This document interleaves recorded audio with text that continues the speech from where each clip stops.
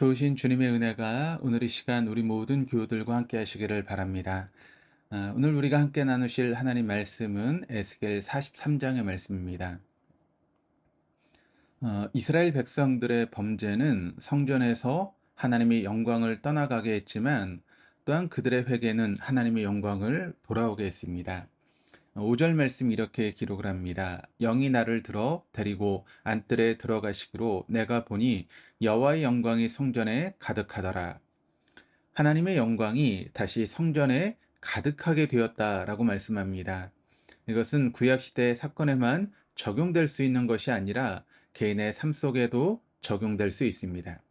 우리가 범죄할 때 하나님의 영광이 우리에게서 떠나갈 수 있습니다. 그렇다고 해서 우리가 멸망에 떨어지는 것은 아니지만 하나님의 영광이 일시적으로 백성들의 생애에서 떠나갈 수 있습니다.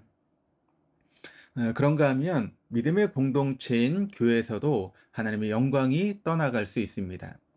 만약 우리가 하나님의 말씀을 청종하지 아니하고 또 주님을 거스린다면 하나님의 영광이 우리에게서 떠나가고 촛대가 옮겨지게 될 것입니다. 그러면 하나님은 우리 교회 대신에 다른 어떤 교회를 통해서 하나님의 사역을 계속 하실 것입니다. 하나님께서 이스라엘 백성들 가운데 성전을 허락하신 중요한 이유가 무엇이겠습니까? 우린 그것을 본문 6절 이하에서 알 수 있는데, 성전에서 내게 하는 말을 내가 듣고 있을 때에 어떤 사람이 내 곁에 서 있더라. 그가 내게 이르시되 인자야, 이는 내 보좌의 처소, 내 발을 두는 처소, 내가 이스라엘 족속 가운데 영원히 있을 곳이라. 하나님은 성전을 이는 내 보좌가 있는 처소, 내 발을 두는 처소, 내가 이스라엘 족속 가운데 영원히 거할 곳이다 라고 말씀하셨습니다. 내 보좌의 처소, 내 발을 두는 처소라고 하는 말은 성전 안에 하나님의 특별하신 임재가 함께 하신다는 말씀입니다. 하나님은 어디든지 계십니다. 그분은 무소부재하십니다. 그분은 자신이 만든 우주 어디에나 충만히 거하십니다. 하나님의 존재를 어느 한 건물 안에 가둘 수는 없습니다. 그분은 어디에든지 계시기 때문입니다. 그러나 동시에 하나님은 특별한 장소를 선택하셔서 거기에서 하나님의 뜻을 베푸시고 또 말씀을 내리시며 하나님의 백성들을 움직이시고 또 감화시키셨습니다. 이것은 에덴 동산에서부터 시작된 하나님의 역사입니다. 에덴 동산을 통해서 하나님은 그 일하시기를 원하셨습니다. 그 다음에 하나님께서는 장막을 통해서, 그 다음에는 솔로몬의 성전을 통해서 계속 자신의 사역을 진행하셨습니다. 하나님은 어디에나 계십니다. 또한 동시에 하나님은 성전이라는 특별한 장소를 선택하셔서 거기에서 하나님의 백성들을 만나주시고 말씀을 내리시며 자신의 뜻을 베푸시며 또 그들을 통해서 이 세계를 바꾸시는 놀라운 일을 하기를 원하십니다. 여기 성전을 향해서 내 보좌의 처소요, 내 발을 두는 처소라고 말씀하시며 이러한 하나님의 백성들이 모이는 장소를 통해서 하나님의 놀라운 역사를 진행하기를 원하시는 것입니다. 이제 다시 본문을 보면 하나님의 영광이 성전에 돌아왔습니다. 그리고 그 성전에 충만하게 되었습니다. 이스라엘 유다 왕국의 국가적인 회복뿐 아니라 영적인 회복이 이루어진 시점에서 하나님은 자기 백성들에게 네 가지를 요구하십니다. 첫 번째는 9절 말씀을 통해서 음란을 버리라 라고 말씀하십니다. 여기에서 음란이란 영적인 의미에서의 음란입니다. 하나님이 내 유일한 사랑의 대상이어야 함에도 불구하고 하나님이 아닌 다른 우상에게 미혹당하기 시작할 때 우린 영적인 간음을 행하고 있는 것입니다. 이것은 곧 우상 숭배를 말합니다. 참되고 살아계신 하나님을 섬기는 대신에 이방의 신들을 섬기고 또 이방의 문화를 더욱 즐기면서 유다 백성들은 하나님에게서 그 마음이 떠나가고 있었습니다. 이것이 바로 우상 숭배입니다. 바로 그 우상 숭배 때문에 하나님께서는 자신의 영광과 임재를 성전에서 거두셨습니다. 그래서 성전에서 돌아오신 주께서 다시금 부탁하십니다. 우상이 다시는 이 성전 안에 거하지 못하도록 하라. 이것은 하나님의 백성들이 하나님을 향해서 순수한 시선을 돌리고 그분이 그들의 생애 속에서 가장 중요한 분이 되어야 할 것을 부탁하시는 말씀입니다. 주님의 첫 번째 요구는 우상 숭배를 제거하는 것입니다.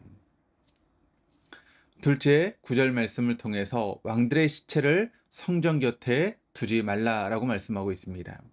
왜 하나님은 왕들의 시체를 성전 곁에 두는 것을 싫어하셨을까요? 한마디로 말하면 인간의 우상화를 경계하시기 위함입니다. 때때로 이런 일들은 왕들 자신의 유언을 따라 행해지기도 하고 혹은 이미 죽은 왕을 우상화하려고 하는 아첨하는 신하들의 의식에서 행해지기도 했습니다. 그리하여 백성들의 시선이 하나님께만 돌아가야 함에도 불구하고 성전으로 가는 길목에 심지어 성전 안에 왕들의 무덤이 존재함으로 말미암아 그 시선이 방해를 받았습니다. 즉 무덤들이 하나님께로 돌아가야 될 시선을 백성들에게서 앗아갔던 것입니다. 셋째, 11절 말씀을 통해서 율법을 지키고 순종하라 말씀하십니다. 본문 11절을 보면 하나님께서 그 백성들에게 율법을 지키고 순종할 것을 요구하십니다.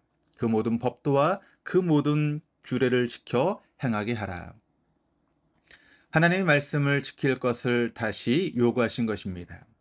이스라엘 종교가 부패하고 유다 왕국이 멸망할 때 그 백성들은 먼저 하나님의 말씀을 떠나 그 말씀에 불순종했던 것입니다. 그러나 그들이 회개하고 다시 성전을 세웠을 때 하나님의 영광이 다시 임하면서 하나님께서 요구하시는 것 가운데 하나가 말씀을 지키라는 것입니다. 주를 사랑하는 자는 말씀을 지킵니다. 순종이 어려운 것은 사랑하지 않기 때문입니다. 마지막 네 번째로는 27절 말씀을 통해서 번제와 감사제를 드리라 말씀하십니다. 이것이 본문 18절 이하의 내용입니다. 다시 피 흘리는 제사를 드리도록 요구하십니다. 이 피 흘리는 제사의 의미는 그것만이 죄인이 정당하게 죄사함을 받고 하나님 앞에 나아가 하나님과 교통할 수 있는 유일한 길이기 때문입니다. 즉 속죄 제물에 근거하여 자기 죄사함을 받고 하나님과의 올바른 관계 속에서 하나님을 섬기라라고 하는 말씀입니다. 그래서 27절에서 이렇게 선포하십니다. 이 모든 날이 찬 후 제8일과 그 다음에는 제사장이 제단 위에서 너희 번제와 감사제를 드릴 것이라.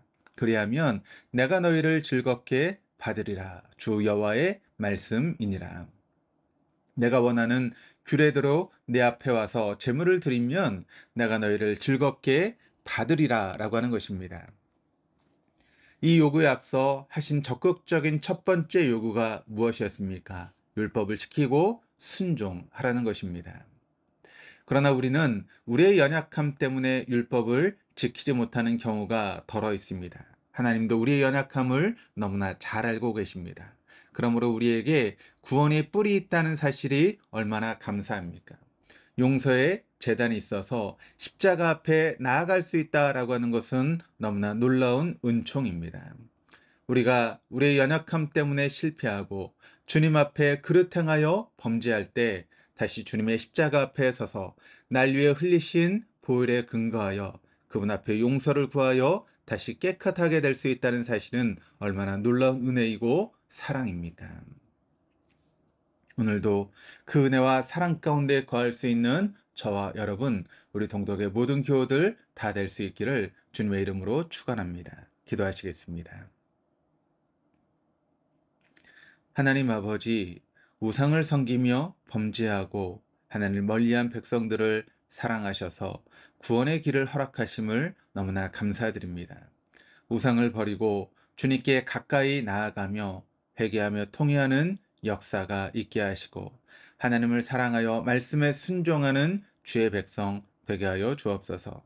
연약하여 범죄하기 쉬우니 우리를 붙드시고 인도하사 범죄치 말게 하시고 주님과 바른 관계를 회복하고 섬길 수 있는 주의 자녀 되게 하여 주옵소서. 감사드리며 예수 그리스도 이름으로 기도드립니다. 아멘.